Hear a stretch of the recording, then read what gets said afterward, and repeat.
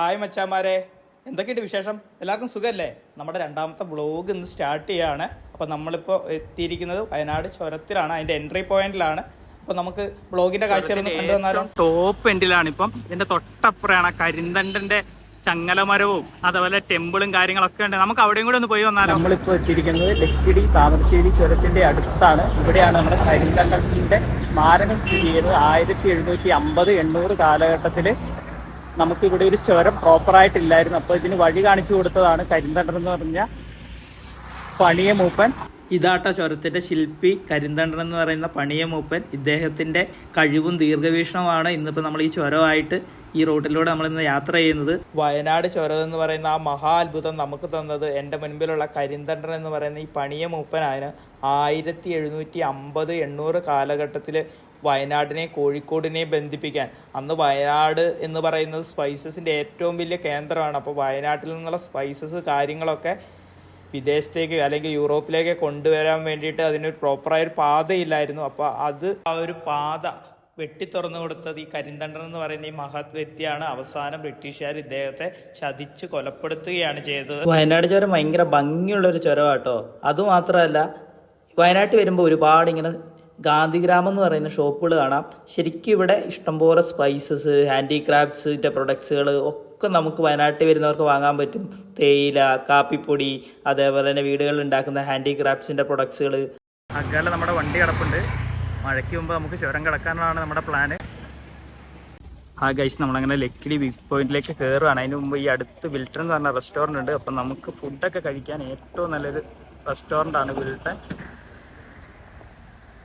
ഈ പ്ലേസിൽ വരുന്നവർ ഇത് ചൂസ് ചെയ്യാം. ഹായ് മച്ചന്മാരെ, നമ്മളിപ്പോൾ വയനാട് ചുരത്തിൻ്റെ അടുത്തേക്ക് നടന്നെടുത്തുകൊണ്ടിരിക്കുകയാണ്. ഇതിൻ്റെ തൊട്ടപ്പുറയാണ് നമ്മുടെ പപ്പു പറഞ്ഞ നമ്മുടെ താമരശ്ശേരി ചുരം. ഒരുപാട് ബ്യൂട്ടിഫുൾ ആയിട്ടുള്ള ഭംഗിയുള്ളൊരു ചുരം എന്നൊക്കെ പറയില്ലേ, അതാണ് നമ്മുടെ വയനാട് ചുരം. പിന്നെ നമ്മളെ തൊട്ട് മുമ്പ് കരിന്തണ്ടൻ്റെ ക്ഷേത്രം കണ്ടായിരുന്നു. അതിൻ്റെ ബാക്കി ഭാഗം ഇവിടെയാണ് ശരിക്കും പൂജകളും കാര്യങ്ങളൊക്കെ നടക്കുന്നത്. ഗൈസ്, പകലും രാത്രി ഇവിടെ റഷ് ട്രാഫിക് ആണ്. ഒരു പുതിയൊരു ചുരം ഇതിൻ്റെ വഴി നടക്കുന്നുണ്ടെങ്കിലും അതിൻ്റെ പണിയൊന്നും തീർന്നിട്ടില്ല.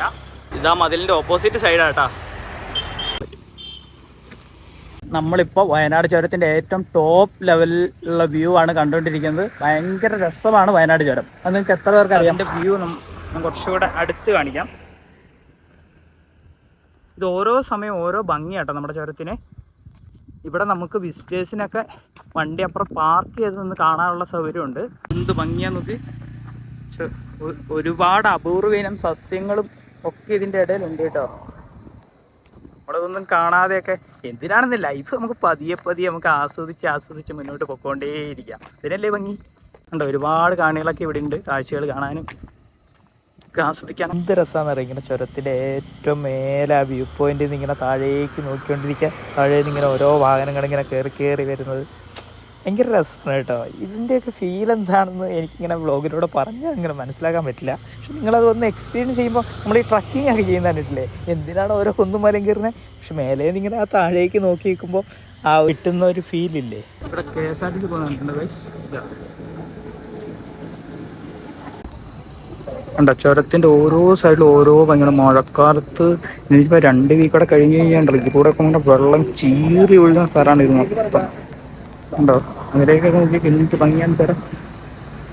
കണ്ടോ, വണ്ടികളൊക്കെ കയറി ഇറങ്ങി ഇങ്ങനെ വരുന്നത് ഒരുപാട് പേരുണ്ട് കേട്ടോ. ഇത് കണ്ടു നിൽക്കാനും ഭയങ്കര രസമാണിത്. നമുക്ക് ചുരത്തിൻ്റെ ഭംഗി ആസ്വദിക്കാൻ വേണ്ടിയിട്ടേ പതുക്കെ വണ്ടിയിൽ ഇറങ്ങിയാലോ. ഏറ്റവും വലിയ പ്രശ്നം ഇതാണ്, ഭയങ്കര റഷ്. വലിയ വണ്ടികൾ വരുമ്പോൾ നമ്മൾ ബ്ലോക്ക് ആവും. ചുരം ഇറങ്ങി പോകുന്ന വണ്ടികളാണ്. ഓപ്പോസിറ്റ് വഴിയുള്ള വരുന്നൊക്കെ ചുരം കയറി പോകും. ഹായ് ഗൈസ്, ഇപ്പം നമ്മുടെ ചുരത്തിൻ്റെ ഏറ്റവും ടോപ്പ് ലെവൽ തന്നെയാണ്. നമ്മളിപ്പോൾ താഴേക്ക് ഇറങ്ങുന്നേ ഉള്ളൂ. ഇപ്പം ഞാൻ ഓർക്കുന്നുണ്ടല്ലോ, ഞാൻ 2017-18 സമയത്ത് ഞാൻ +2 പഠിച്ചിരുന്ന സമയത്ത് ഞങ്ങളൊരു ബാച്ച് ഇങ്ങനെ മഴ നടത്തുന്നുണ്ട്. ഈ ചുരം മൊത്തം നടന്നിറങ്ങിയിട്ടുണ്ട്. അത് ഭയങ്കര രസമുള്ളൊരു ഫീലിംഗ് ആട്ടോ. ഫ്രണ്ട്സ് എല്ലാവരും കൂടെ കൂടുതലും ഇതുപോലെയൊക്കെ ട്രക്കിങ്ങും നടത്തമൊക്കെ പരിപാടി. ഞങ്ങൾ മഴയൊക്കെ നനഞ്ഞ് വൈകുന്നേരമായി അടിവാരം വരെ എത്തുമ്പോഴത്തേനും ഇതിൻ്റെ ഇടയിലൊക്കെ ഞങ്ങൾ ഓരോ സ്ഥലത്തൊക്കെ ഹാൾട്ട് ചെയ്ത് ഫുഡൊക്കെ കഴിച്ച് അങ്ങനെ പോകുന്നത് ഭയങ്കര രസമായിരുന്നു. ഇപ്പോഴും ചുരത്തിൽ ഓരോ വേസ്റ്റുകളൊക്കെ കൊണ്ടിടുന്നവരുണ്ട്. അപ്പോൾ എനിക്ക് പറയാനുള്ളത്, ഇതൊക്കെ സംരക്ഷിക്കണം കേട്ടോ. ഇതൊക്കെ നമ്മളൊക്കെ ബഷീറിനൊക്കെ ശ്രുതി പറയുന്ന നമ്മളൊക്കെ ഇതിന്റെ അവകാശികളല്ലേ. നമ്മൾ മാത്രമല്ല,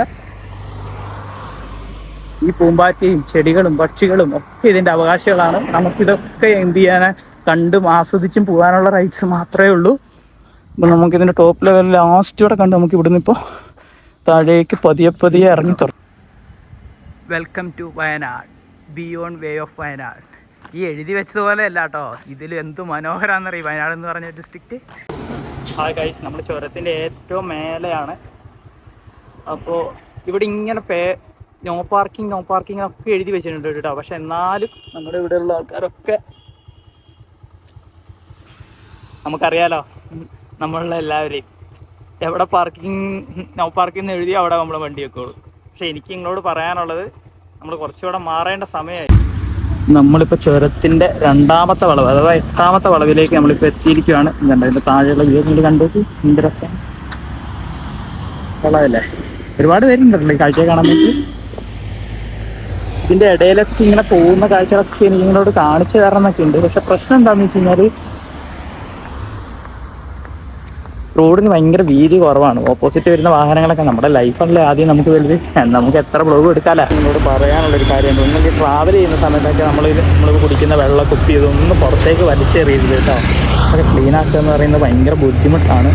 ഒരുപാട് പാരിസ്ഥിതിക പ്രാധാന്യമൊക്കെ ഉള്ള ഒരു സ്ഥലം.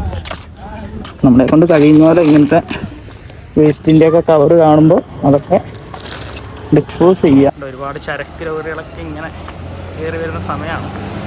ഇനി നമുക്ക് ആ ബദൽപാതയുടെ പണി തുടങ്ങിയിട്ടുണ്ട്. അതിൻ്റെ പണി പൂർത്തിയാവുകയാണെങ്കിൽ നമുക്ക് ചുരത്തിലോട്ട് ഇത്രയൊന്നും ട്രാഫിക് ഇല്ലാതെ യാത്ര ചെയ്യാൻ പറ്റും. പതിയെ അടുത്ത കാഴ്ചകളിലേക്ക് പോവാം. പിന്നെ ചുരത്തിലൂടെയൊക്കെ ബൈക്ക് റൈഡ് ചെയ്യുന്ന ആൾക്കാരോട് എനിക്ക് പറയുന്നത് വളരെ സാവധാനം ശ്രദ്ധിച്ച് പോവാം കേട്ടോ. ഒരുപാട് അപകടങ്ങൾ പതിയിരിക്കുന്നൊരു ചുരമാണിത്. വയനാട് ചുരത്തിൽ 9 ഹെയർ പിൻ വളവുകളാട്ടോ ഉള്ളത്. ഇപ്പോൾ ഇതിനകത്തിപ്പോൾ ഒരു 7ാമത്തെയോ 8ാമത്തെയോ ഒരു വളവാണിത് ശരിക്കും.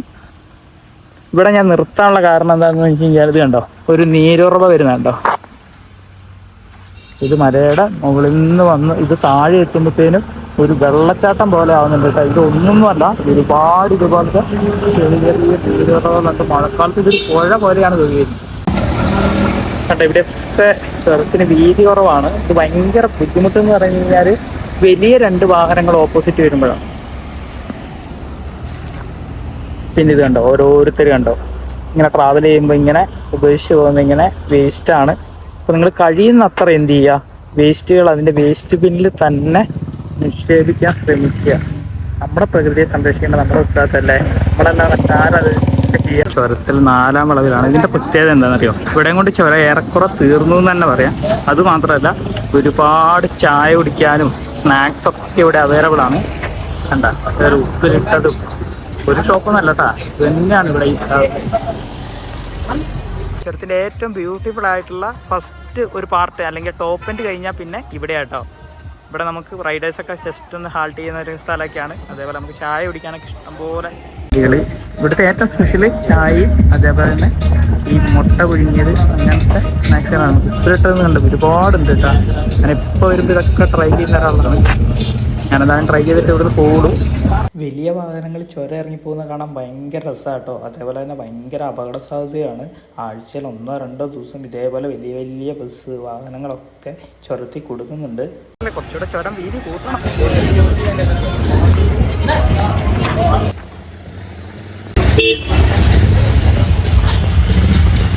ചുരത്തിൻ്റെ 4ാം വളവിലാണ്. ഇപ്പോൾ നമ്മൾ ഏകദേശം ചുരം ഇപ്പോൾ ഇറങ്ങി കഴിയാനായി. പക്ഷെ എനിക്ക് നിങ്ങളോട് റിക്വസ്റ്റ് ചെയ്യാനുള്ള, ഈ വീഡിയോ കാണുന്നവരോട് കണ്ടോ, ഈ ചുരത്തിൽ കണ്ടോ ഒരുപാട് ബോർഡിങ്സുകളുണ്ട്.